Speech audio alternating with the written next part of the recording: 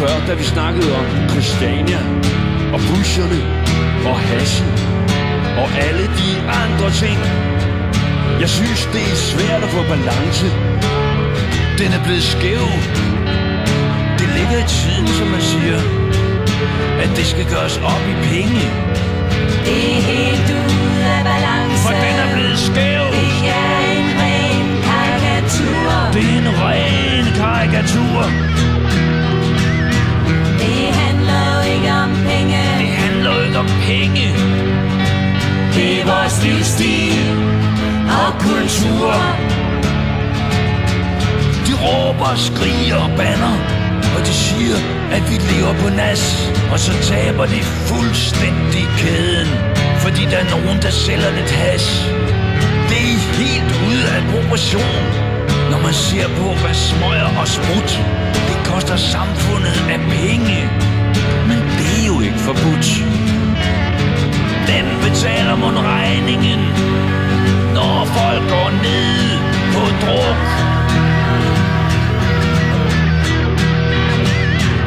Spritfabrikker, bryggerier. Udsigten til Christiania er smuk Som en ø. Vi bor her, gør vores bedste for at leve i fred og harmoni. Men ustandsligt bliver vi provokeret, og vi bliver generet af politiet. De bruger vores dejlige område til at øve sig på at gå i kamp. De tror, at verden bliver bedre, hvis de beslaglægger en smule ham.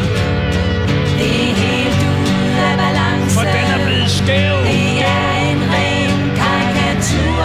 Det er en ren karikatur. Det handler jo ikke om penge. Det handler jo ikke om penge. Det er vores livsstil og kultur.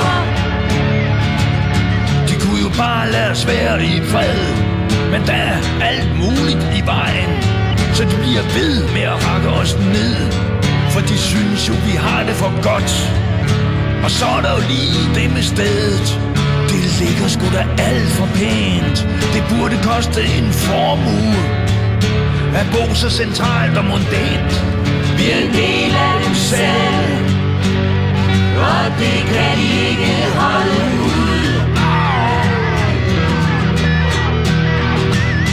Det er farligt, grimt og ulovligt,